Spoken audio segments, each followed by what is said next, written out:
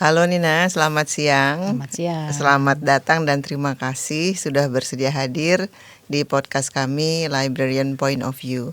Podcast ini menyiarkan, mengabarkan, berbagi cerita mengenai peran perpustakaan,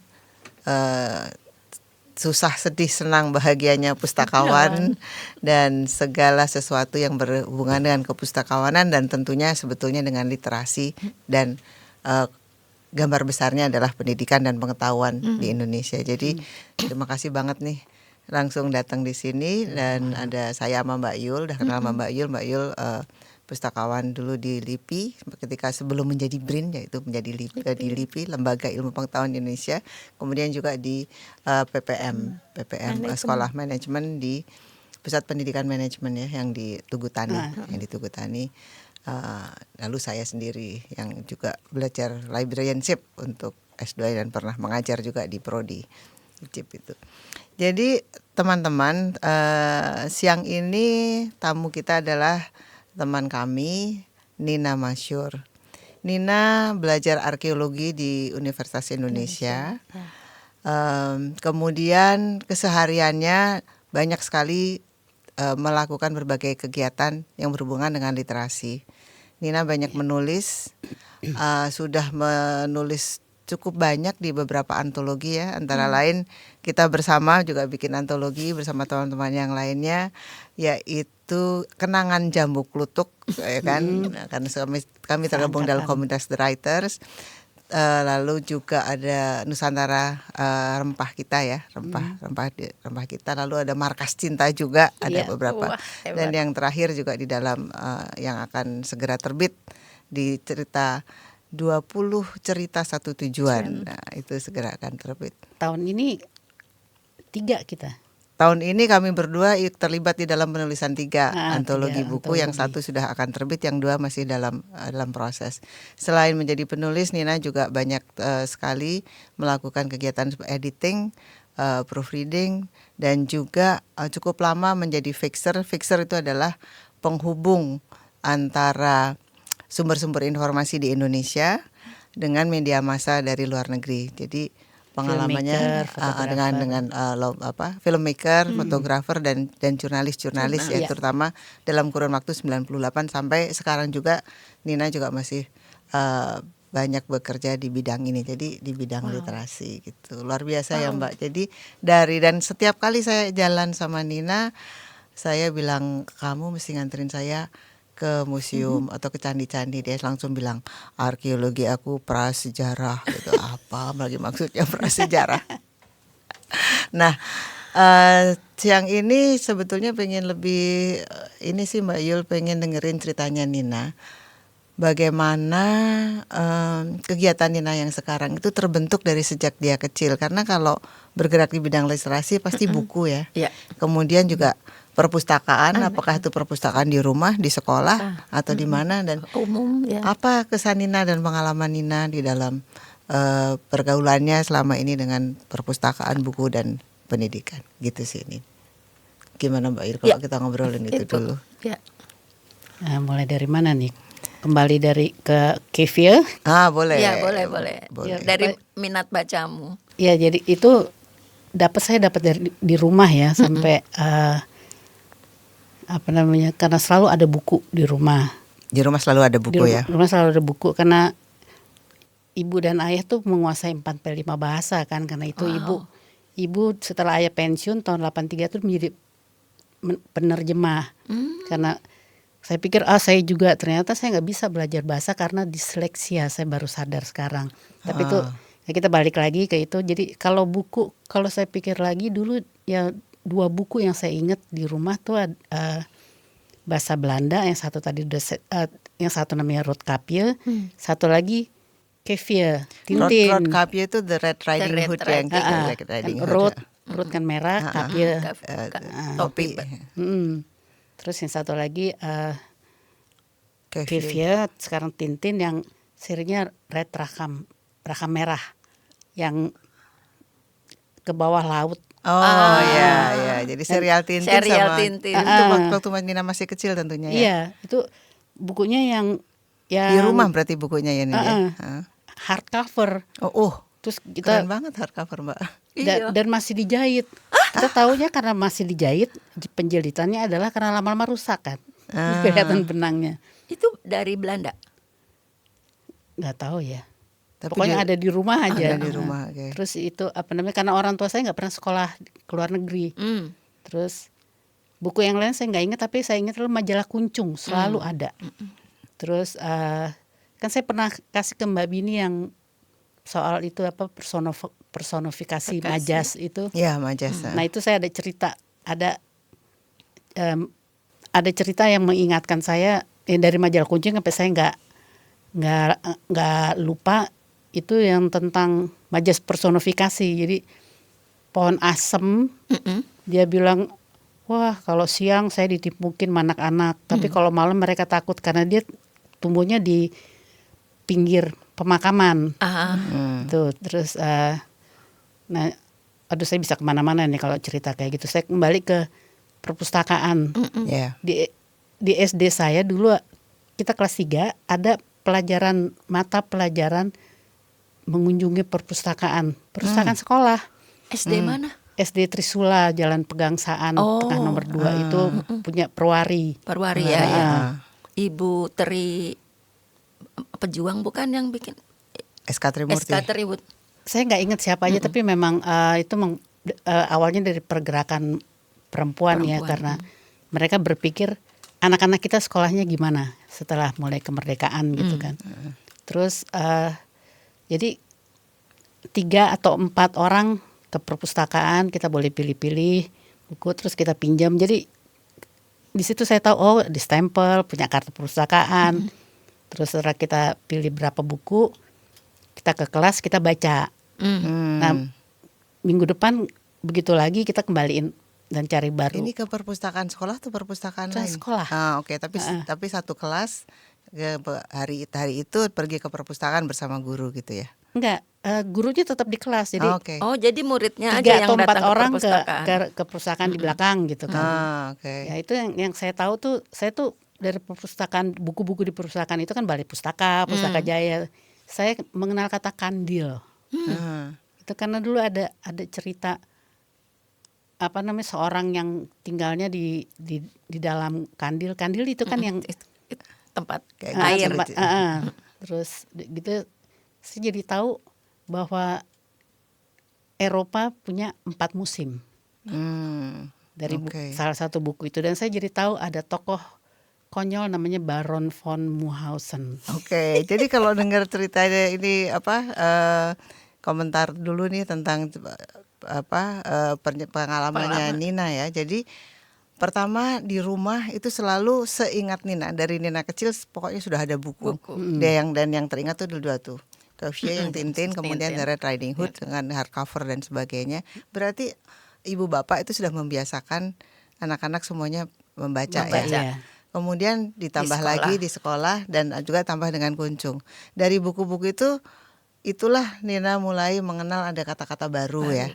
Kemudian mengenal situasi baru 4 musim. Terus pada masa dewasanya teringat lagi bahwa majas personifikasi, gaya bahasa personifikasi itu dikenal Nina dari majalah Kuncung. Nah, wah, powerful sekali Nin. Dampaknya untuk bahwa membaca itu membuka jendela dunia kamu. Nah, bener. Terus kan sekarang itu kan dulu ya. Nah, dari dulu sampai sekarang udah sekian puluh tahun tuh. Bagaimana kebiasaan-kebiasaan yang baik ini tetap ada di diri Nina? Apakah itu karena Nina sering pergi ke perpustakaan misalnya, atau gimana? Artinya kan Nina menulis tentu berkembang juga kan, teknik penulisan, gaya bahasa itu dari mana Nina mendapatkan pengetahuan? Apa Nina rajin ke perpustakaan atau ngobrol sama pustakawan atau pacaran sama orang pustakawan kali? Enggak ya?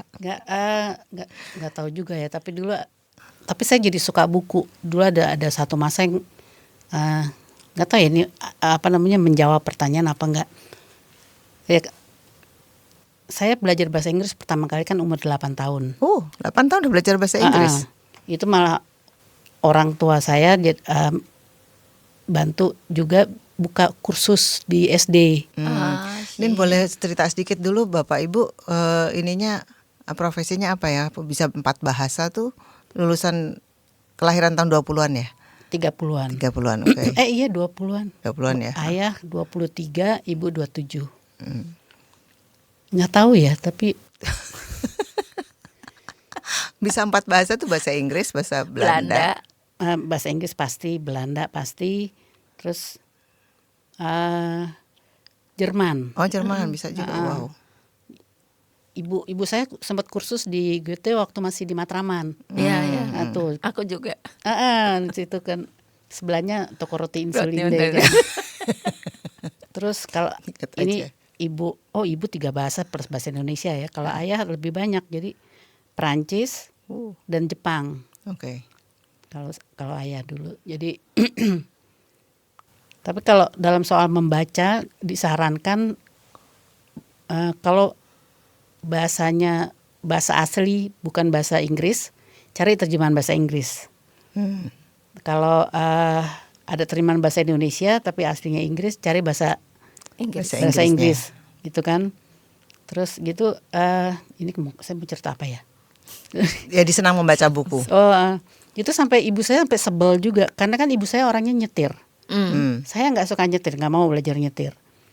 Bahwa saya udah memenuhi memenuhi suruhan untuk belajar bahasa Inggris itu udah gitu ya. Itu kan sampai yang kamu kursus bahasa LIA, nanti gitu kan baru kuliah akan ke LIA. Tapi terus yang soal membaca itu, jadi ibu saya tuh nyetir selalu suka minta ditemenin saya. Saya baca. Tapi ibu saya marah, saya bilang, loh siapa yang ngajarin aku jadi suka baca, kan? Terus sampai, tante gitu, pernah ada tuh sama ibunya anak perempuan dia baca terus sampai ke ke lewat rel, mobilnya mogok, terus ibunya panggil, ayo turun, dia nggak baca, terus sampai ketabrak kereta. Gosip dari mana lagi? Kadang-kadang tante itu kadang-kadang suka jahil gitulah. Makanya saya kalau bisa nggak jahil sama ponakan. Jadi terus menjawab nggak ya? Iya menjawab. Jadi kebiasaan membaca dari kecil expose terhadap buku sedemikian sehingga kemudian ditambah lagi dengan ada tugas dari kelas dari sekolah harus pergi ke perpustakaan. Entah bagaimana itu kemudian membuat Nina menjadi senang sekali membaca. Iya. Nah terus range bacaannya tuh gimana Nin? Ada yang meng-guide Nina baca ini atau eksplorasi saja? Eksplorasi, tapi juga ya kadang-kadang ikut-ikut gitu. Yang ada satu masa yang saya senang sekali dengan Isabel Allende. Oke. The House of the Spirits. Yes. Makanya sampai nonton filmnya agak kecewa, tapi kan film gitu ya, karena di sana 2 generasi ada yang dijadikan satu. Aku belum baca filmnya. Baru punya bukunya dan judulnya aku ingat tapi belum baca bukunya. Ngaku dulu. Itu sampai aku ingat aku baca beberapa kali kalimat pembukanya itu Barnabas came by the sea. Barnabas tuh anjing. Anjing dari punya nama tokohnya aja aku lupa. Yang kemudian menjadi si Clairvoyant itu si tokoh perempuan yang bercerita itu kan. Yang saya tuh sampai semua bukunya di satu masa gitu ya. Karena dulu kan banyak toko buku bekas ya. Iya. Di Jakarta maksudnya. Terutama Jalan Jaksa. Jalan Jaksa. Kamu nggak ke tim? Ada toko buku mahal. Mahal. Si punyanya itu kan bengkel reklamasi kan, siapa lupa namanya. Nah kalau di buku-buku itu, kalau jadi di Jalan Jaksa ini ada satu toko buku bekas yang dia orang ninggalin gitu, itu dia susun per abjad. Kalau di toko buku bengkel reklamasi bule-bule kan susah. yang tinggal di Jalan Jaksa itu ya ditaruh situ. Taruh situ. Kadang-kadang dia bilang tukar, terus setiap kali saya datang, kalau ibu yang beli bukunya nggak pernah balik. Jadi dia tuh jual buku misalnya harganya 30.000. Kalau saya datang lagi balikin 20.000 kembali. Gitu. Nah, tapi kalau saya tuh orangnya saya cari semua gitu terus nggak pernah balik. Nggak pernah dibalikin ke mereka ya? Nggak pernah. Saya bilang ya saya sambil koleksi. Di situ saya juga dapat banyak tuh, ada siapa Brown gitu yang The Cats Who. Itu jadi nggak pernah tahu ya. Jadi dia tuh ceritanya tokohnya seorang wartawan yang pensiun tinggal ke sebuah ini di Amerika, kota yang namanya sangat dingin karena namanya kotanya Brr. Gitu kan. Terus di sana dia tinggal di bekas barn. Terus dia dulu wartawan investigasi. Terus dia tinggal dengan 2 kucingnya yang selalu memberi penanda. Jadi kalau ada kasus kriminal, tanda-tanda dari kucingnya gitu. Jadi the cat who talk with the cardinal gitu kan, saya baca ternyata maksudnya kardinal, saya maksudnya burung, bukan yang gitu. Tapi menarik gitu sampai waduh pengen banget punya semua serinya gitu kan, tapi ya nggak selalu ada jarang di toko buku ada gitu. Nin, balik lagi kebiasaan ke perpustakaan itu kan SD ya. Itu berlanjut nggak waktu SMP, SMA sampai perguruan tinggi? Berlanjut juga, terutama di perguruan tinggi. Saya tuh anggota perpustakaan yang dulu masih di Museum Nasional kan. Itu Perpustakaan Nasional. Saya Goethe dan CCF Prancis. Itu ada ceritanya tuh kenapa bisa nyasar CCF. Kalau Goethe juga karena ada kenangan masa kecil, nanti aja kita cerita mungkin di luar sini. Terus ya pasti BBC, British Council. Jadi British Council, CCF Goethe ya. Museum Nasional. Erasmus. Ini Amerika juga. Erasmus Erasmus ya pasti itu karena sering ikut ibu. Terus IRC dulu. IRC di mana tuh? Itu kedutaan Amerika. Oh iya. Yang di West Metropolitan bukan? Ya, kalau nggak salah iya, karena kan dekat nggak gitu jauh dengan British Council ya. Iya, satu itu. Satu Dan itu jadi enaknya adalah menjadi anggota perpustakaan itu pada saat skripsi, di mana saya mau kerja gitu, tinggal pilih. Jadi sama kamu satu pakai India. untuk working space. Oh, India. Itu juga Lia. Lia. Ya, yang pramuka. Yang pramuka ya. Itu karena itu saya kan dari suruh memperdalam bahasa Inggris sama ibu saya. Ayo ke Lia. Nanti kalau kamu SMP, pas SMP waktu itu SMP masih boleh, udah boleh. Aduh nggak sempet Bu. SMA aja ya, oke. SMA ambil IPA, ada lab segala, nggak sempet Bu. Begitu kuliah, ayo nggak ada alasan lagi gitu kan. Terus kesana ini naik gunung dulu, besoknya ngantuk-ngantuk, kursus ikut ujian, kelas remedial. Tapi waktu di kelas remedial itu naik kelasnya langsung tingkat 2. Kamu bahasa Inggrisnya? Iya, saya nggak tidur habis naik gunung soalnya waktu ujian gitu kan. Nah, tadi cerita ini ketika di perguruan tinggi menjadi anggota dari sekian perpustakaan, dan salah satu keuntungannya menjadi anggota perpustakaan itu ketika menulis skripsi bisa belajar di berbagai tempat itu. Working space. Working space. Atau juga koleksi-koleksinya juga membantu Nina dalam menyusun skripsi. Yang British Council dan yang di Lia ya. Karena di Lia itu banyak terbitan natural science. Natural science apa gitu. Jadi kan waktu itu aku walaupun arkeologi skripsinya menyentuh biologi laut kan, sisa Jokon Modinger namanya, jadi sampah kerang gitu. Nah, jadi banyak ininya dapat infonya ya di situ. Selain menjadi mahasiswa gelap di jurusan biologi MIPA. Jadi ada temen gitu yang udah jadi asisten dosen, jadi sore-sore ke sana gitu pinjem buku gitu kan. Karena aku mesti bikin diagram besar gitu kan. Wah, deh kayak biolog beneran deh. Sampai ada dosen yang paling galak di biologi. Itu pernah pas aku lewat gitu. Nah, ini mahasiswa gelap biologi nih. Dan aku karena tidak secara resmi pembimbing dari biologi. Kan temanku itu sebenarnya ngebimbing. Jadi pada saat ujian skripsi nggak perlu memanggil dosen dari luar. Kalau nggak gue nggak lulus kali.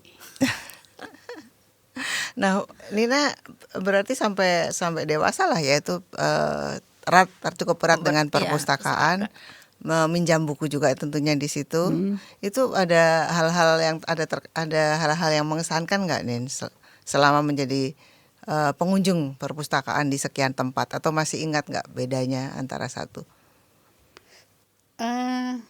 Bedanya yang saya tahu sekarang adalah dulu kita ya kan nyari di kotak, sekarang kan enggak, itu Kartu katalog lemari baru dicatat. terus lemari lagi gitu tuh copot kan, karena dia kan pakai itu kan Itu belum. tusukan gitu. Itu yang kalau dalam bahasa Inggrisnya I miss that the most. Karena seru kan, nggak tahu deh. Jadi ya gitu deh. Ketika mencari informasi gampang atau enggak, Nin, di perpustakaan itu? Apa yang Nina perlukan? Kapan? Yang dulu apa yang Dulu, sekarang? ya dia dulu dan sekarang lah. Gampang aja sih. Persoalannya adalah kalau koleksi hanya satu, dipinjem, atau ternyata bukunya nggak ada, dicuri. Saya punya temen, saya nggak akan sebut namanya, yang suka mencuri buku di BBC, di British Council.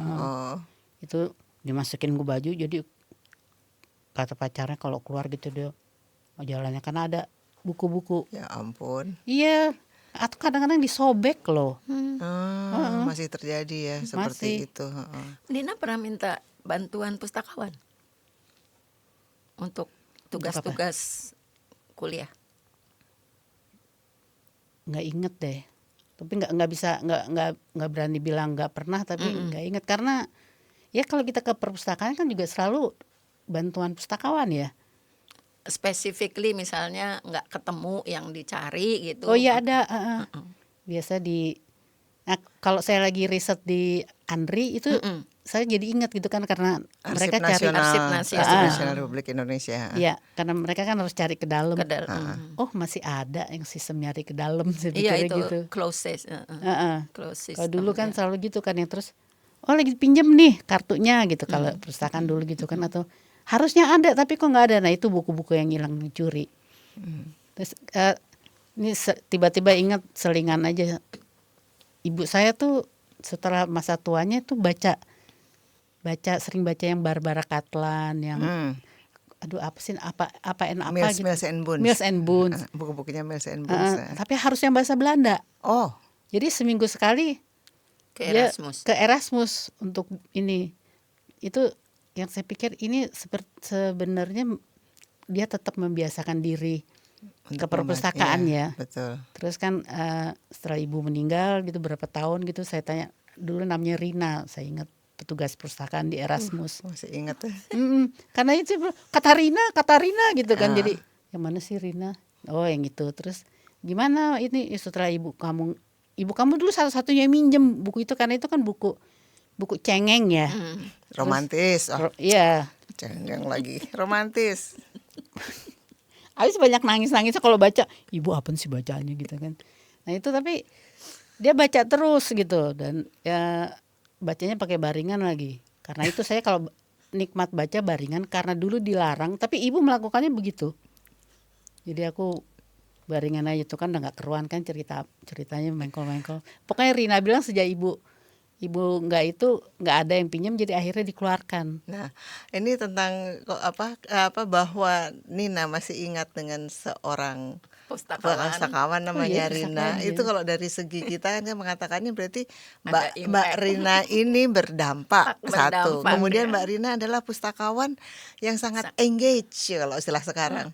Engage, dia mengenal kebutuhan dan dia mengingat customer kliennya kan, kliennya personally lagi. Nah itu kan adalah salah satu soft skill yang kalau kita tadi mendengarkan Mbak Nisa sebelumnya yang harus dimiliki pustakawan ya.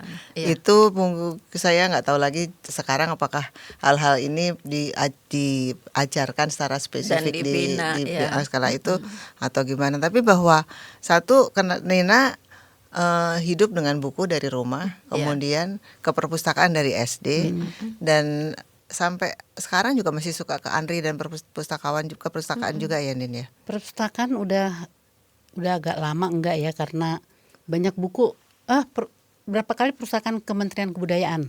Yang ya di ke perpustakaan situ. juga kan. Artinya untuk pekerjaan-pekerjaan Nina juga masih mencari informasi di Masih. perpustakaan. Nah, ini saya sekarang pengen ke zaman sekarang nih Nin ya. Kenapa Nina masih ke perpustakaan? Kenapa nggak nyari di Google aja? Itu teman saya ada yang ngomong sering gitu, ngapain sih lo ke perpustakaan gitu Iya, kan. kenapa Nin? Ya karena mungkin karena dari kecil taunya cari bahan bacaan, walaupun udah bisa ke Google juga, ke perpustakaan kan. Jadi ada trust gitu ya ke perpustakaan Iya, itu. itu mungkin trust yang nggak terasa, mungkin jadi baru mikir juga nih bahwa kebiasaan kan. Kebiasaan, habit. Tapi tadi kan Nina bilang you work in the library. Apakah working space di library itu mempunyai dampak yang kuat untuk Nina bekerja? Iya, Hmm, karena tenang. tenang. Kalau ribut kan dilempar penghapus nggak ada, itu guru ya. Pokoknya nggak boleh kan gitu kan. Dan dulu juga kalau pernah kuliah di Fakultas Sastra UI, itu kan ada perpustakaan, ada ruang baca. Oh iya, dua, ada dua. betul, dua ini. Itunya namanya Mbak Yai, dia Tuh kan, Ingat ingat juga loh. Mbak Yayi, pustakawan ya mungkin ya. dia baik, tapi dia sebenarnya sastra Indonesia yang nggak lulus karena masalah kesehatan atau apa gitu ya. Jadi pekerja Kerjanya di situ, perpustakaan. itu galaknya, judesnya gitu, cocok untuk ruang baca gitu, karena kalau kita ngomong hihihi gitu kan, marahin kan. Kok ketawanya kayak kuntilanak? Ya, remaja kuliah. Dan dulu tuh di ruang perpustakaan, ruang baca kita. Kalau perpustakaan sana ruang baca. Jadi buku-buku referensi ya biasanya di ruang baca itu. Terus ada buku arkeologi yang Asia Selatan, itu yang kayak Angkor Wat dan segala macam. Bukunya tuh segede-gede gini gitu. Itu di perpustakaan ya? ruang baca. Di ruang baca perpustakaan. Jadi referensinya. Reference collection. Pakai yang rekal gitu, kan Oh, kita ya. buka gitu kan, dan yang saya nggak ingat deh kalau kita perlu. Oh, nggak bisa fotokopi karena bukunya udah itu kan. Ya, Kita harus udah. nyatet. Aduh, ya. Tulisannya segede-gede. Nggak bisa dipotret lagi ya. Belum zaman belum kan. ada HP. Karena kadang-kadang ada yang bawa kamera gitu kan. Nah itu sayangnya sekarang di perusahaan UI udah nggak ada. Karena sebenarnya itu dia kan udah artefak ya. Bahkan pada saat saya kuliah juga udah artefak gitu. Tapi kan kebijaksanaan sekarang kan kalau buku tidak ada yang mencari dalam tempo waktu tertentu, dikeluarkan dari koleksi kan. Oh begitu ya. Oh. Itu kalau baca-baca yang di bekas jurusan WAG arkeologi UI gitu, aduh gue mau bunuh diri deh, gak mau baca deh, keluhan gitu kan. Dan juga sekarang kita masih kayaknya kurang itu ya. kebijakan masing-masing deh, nggak umum. Masih Jadi lifetime itu tergantung kebijakan masing-masing perpustakaan. Mungkin ini yang perpustakaan di UI nih. Tapi kembali lagi ke soal buku-buku gitu kan, kita sekarang semua susah mencari orang yang mau menyimpan buku kayak buku-buku dosen yang ditaruh di fakultas di jurusan arkeologi sekarang tuh brek gitu aja.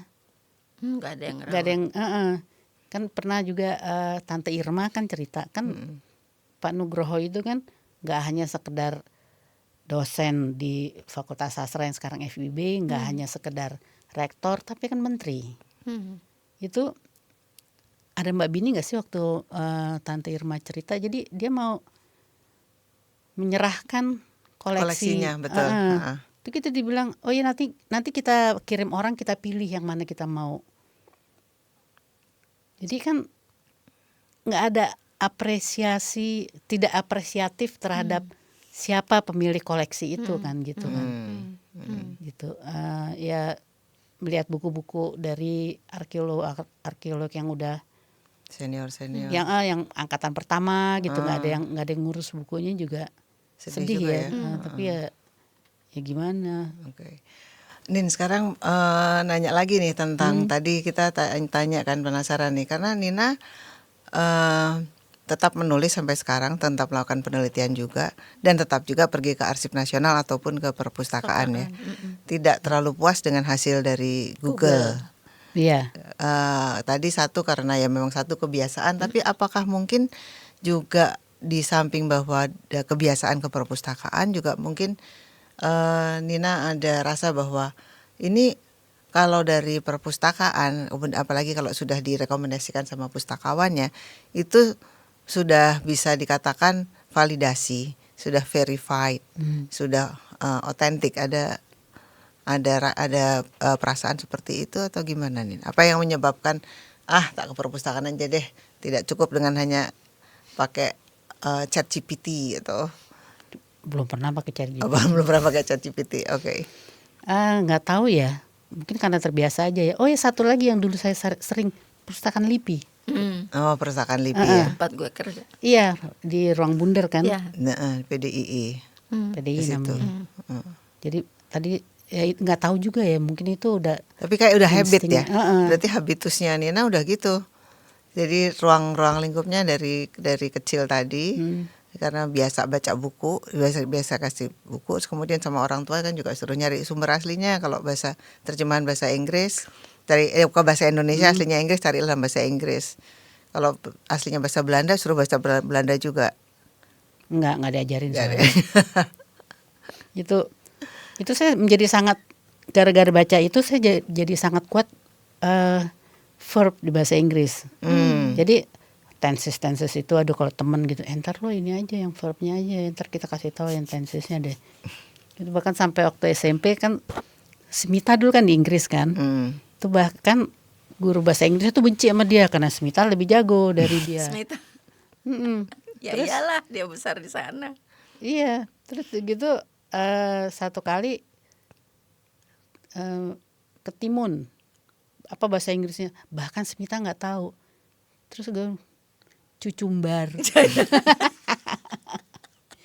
Tapi setelah dewasa saya, ini kan ada ya saying yang bilang ya, pokoknya ada kata-kata yang jangan pernah mentertawakan orang yang, tapi sebenarnya bahasa Inggris yang pengucapannya salah. Karena itu bukan berarti dia bodoh, tapi karena dia banyak membaca. Jadi gue dulu nggak bodoh. Oke, sekarang pengen tahu pandangannya Nina nih, Mbak Yul ya, dengan sebagai orang yang terus membaca, terus menulis juga membantu para dokumentalis ya, para filmmaker untuk bekerja itu. Apa nih pendapat Nina mengenai perpustakaan sekarang ini? Apa ya? Atau menurut Nina masih perlu nggak sekarang tuh untuk tetap ada perpustakaan? Sebenarnya perlu tetap ada. Itu yang saya sedih kan, LIPI. Saya pernah dengar gosipnya. Kenapa nih menurut Nina tetap ada perlu meskipun kita internet udah banyak, ada e-book di mana-mana. Lain ya pegang bukunya. Lainnya gimana? Nggak ada bau-bau kertasnya. Ini adalah orang kesekian yang mengatakan kepada kita bahwa kertas itu menimbulkan imaji dan emosi tertentu sama gitu ya. Sama dengan dia nih. Sama dengan Ani juga kemarin. Ani juga. Bau kertas. Tapi problemnya membaca buku dengan membaca yang di elektronik adalah kalau buku penerangan harus cukup gitu. Jadi di situ saya makanya sekarang itu kalau berbaring akhirnya baca cari yang di HP atau di iPad gitu ya. Karena lampunya tuh nggak syarat dari kiri apa gitu, jadi lebih mudah ya untuk langsung. Kayak sekarang juga membaca buku itu agak sulit juga. Maaf kalau loncat ke hal lain. Kayak karena pada saat membaca pikiran saya malah kemana-mana. Kadang lagi membaca belum selesai, terus aduh jadi pengen nulis gitu gitu ya. Karena serang menulis terus, ya. Sampai akhirnya saya tahu bahwa membaca yang enak itu adalah kalau kita naik KRL, MRT, LRT sampai tujuan. Saya pernah kelewatan mestinya turun di saya baca buku itu tuh yang istrinya Surya Dharma.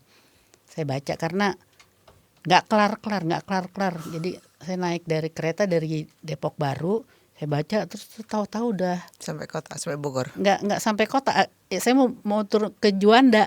Ah. Oh, waktu mau festival The Writers.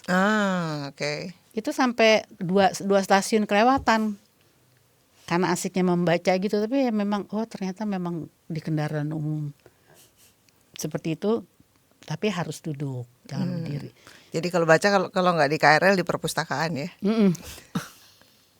Tapi perpustakaan zaman sekarang kayak di Kemendikbud itu, kalau saya cari buku yang ini terus cari, ini udah ada ininya loh, bukan mereka punya Ada e-booknya, apa sih namanya, Digital. PDF, digital collection. namanya apa gitu, kayak apalah, nanti cari. Jadi karena bukunya udah, kalau udah digitalisasikan, bukunya udah sulit ditemukan di rak. Jadi berarti apa yang terjadi? Dikiloin. Itu pernah saya kalau pindahan tuh kan selalu beli itu ya, kardus ya. Terus untuk apa sih Bu belinya banyak banget? Ya ini buat buku-buku saya. Sini jual ke kita aja bukunya, enak aja loh. Kan udah kebayang kardus Indomie sama buku sama kan buat mereka kan. Iya, sama-sama kertas. Jadi itu. mereka penjual kardus itu menampung penjualan buku. Iya, sebagai kertas. Sebagai kertas. Tapi saya punya dosen ya, kemarin waktu kita ngomong di itu, saya bilang ada nanti kalau perlu buku yang ke apa namanya kemarin? KITLV. Bukan yang kemarin si Aris Heru itu Curie apa itu kode? Bukan, kemarin kan kita Zoom Writers itu kan yang katanya kita bikin perpustakaan di pulau apa tuh? Oh ya, di sana di dekat Pulau Sebatik. Nunuan, dekat Nunuan dekat sama situ. Terus jadi Tawau ya. Jadi ada konsul RI, KRI jadinya. Soalnya KRI kan Kapal Republik Indonesia ya kita tahunya. Kan ini misalkan saya kan nyeletuk sedikit bilang bahwa ada dosen. Jadi dosen ini dosen arkeologi, dia sedih lihat buku-buku yang nggak terurus gitu. Jadi sama dia, kebetulan dia punya rumah kosong. Itu dia katanya sekarang koleksinya udah 10 ribuan. Jadi kalau orang nggak mau ini buku kemana nih, lempar ke dia. Jadi setiap saat ada grupnya di Facebook. Ini buku yang mana? Nah, aku masih itu juga, siapa yang mau bisa ngetap mau gitu kan. Terus kalau dulu tunggu 10, sekarang tunggu 5 udah dikirim. Terus kita kasih donasi plus ongkir. Itu donasi itu uangnya itu dipakai untuk kirim buku-buku ke perpustakaan daerah-daerah. Jadi aku pikir kalau misalnya kita jadi itu, karena kan dia juga perlu space ya. Dia juga gaji khusus orang untuk ya nyatet kan segala macam gitu. Jangan salah nih, pustakawan dari luar negeri kalau datang ke Indonesia ke toko buku luwak. Iya, sambil makan itu ya.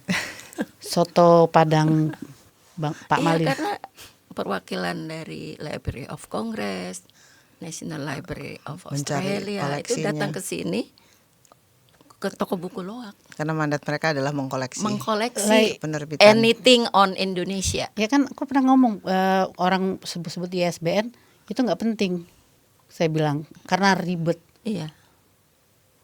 Kasih aja ke Elsie, karena saya punya teman yang arkeologi seangkatan dulu kerjanya tuh kalau ada pameran dia tuh keliling mengumpulkan brosur kayak brosur di depan nih, itu bisa diambil karena itu ya kalau untuk negatifnya inilah apa namanya spionase aku bilang. Kalau untuk positifnya jadi itu tersimpan secara internasional. Iya, betul. Iya. Nah, kalau dari cerita Nina ini ada beberapa hal ya yang saya tadi tangkap tuh. Satu, mengenai perpustakaan itu tetap perlu, kata Nina tadi. Tetap perlu karena satu adalah suasana yang dibangun di dalam perpustakaan yang membuat orang bisa berkonsentrasi, bisa fokus. Orang tuh tetap memerlukan space yang tenang dan akses kepada informasi yang ada. Dan gratis kan. Dan gratis, betul, gratis sangat penting karena ada yang bilang bahwa perpustakaan itu dasarnya mendemokratisasikan pengetahuan. Jadi pengetahuan tidak lagi jadi elit, tapi menjadi milik publik karena ada perpustakaan. Sehingga perpustakaan tetap perlu di situ, meskipun tadi ada Google, ada apa ya. Tapi karena eksistensinya.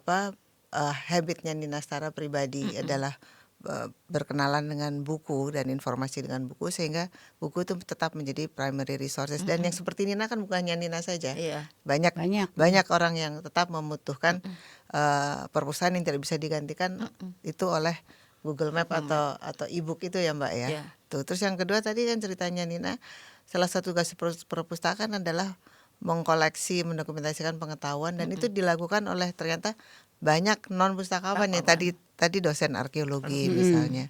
Di lain pihak banyak orang yang ingin mendonasikan koleksi yang mereka punya ke perpustakaan, tetapi akan diseleksi. Tapi perpustakaan sendiri belum tentu mereka semuanya bisa mengakomodir itu semua. Jadi itu ada kompleksitas. Jadi di satu pihak orang pikir semua buku taruh perpustakaan sendiri bilang main klien kita ini, jadi kita hanya butuh yang ini. Nah ini kayaknya diskusi di antara stakeholder ini memang harus lebih kenceng. Tapi yang saya tadi pesan kuncinya Nina, tetap perlu kita tuh perpustakaan gitu ya Mbak. Gimana menurut Mbak kayaknya Il? Iya seperti itu, tidak tergantikan ya Nin ya, dengan adanya e-book dan kemudahan menemukan sumber pengetahuan elektronik ya. Tapi perpustakaan sebagai gedung itu masih diperlukan. Masih, dan buku gitu ya, karena kalau enggak kita nempelin sticky note di ya lain lah gitu. Itu sampai cerita sedikit. Jadi kan ada temen yang makanya tadi malam saya nggak bisa jawab Mbak Bini karena teman lagi nelfon. Iya lagi nelfon. Ngomongin soal dokumentasi Borobudur. Nah itu kan di tempat saya sekarang tinggal dulu kakek mereka Louis Charles Dame namanya. Jadi dia itu yang saya tahunya dari kuliah, namanya dia tuh epigraf gitu ya. Tapi epigraf itu prasasti. Prasasti. Ahli prasasti. Itu dia terus karena lagi mencari dokumentasi Borobudur, jadi kan di situ banyak buku ada gitu. Terus antara lain buku Stutterheim yang menulis. Siapa? Stutterheim itu ininya Claire Holt. Ingat nggak buku itu? Claire Holt. Nah itu di buku itu buku jadi masih tua banget itunya, Batavia kan tahun 26 apa begitu. Saya sama cucunya Elsie Dame itu buka, itu tuh masih ada catatan, terus catatan lepas, catatan di buku itu tanda yang kita kenalin sebagai tulisannya Elsie Dame. Itu kan jadi ada sesuatu yang kita nggak tahu apa, tapi betul. Jejak buku. Dan benar, saya punya sejarah, ya. teman namanya Arbain Rambe, fotografer Kompas dulu ya. Kan dia kan emang segala urusannya dia sebarin di Facebook. Tapi antara lain dia suka beli buku bekas, dia suka dikasih lihat gitu. Terus dia bilang bahwa kadang-kadang kalau ada nama atau apa gitu dia jadi pengen mencari nih orangnya. Siapa? Gitu. Terus gitu sampai dia bilang, gue nggak mau ngasih tanda buku di nama gue di buku-buku, apalagi alamat. Tapi kalau anak gue nggak mau nyimpen, begitu gue mati dijual ke orang nyari siapa gue. Kocak tapi ininya betul. Ini cerita lucu tapi jadi catatan penutup yang menurut saya baik sekali. Jadi perpustakaan itu bukan hanya tentang buku, tetapi dia tentang cerita ya. Cerita peradaban.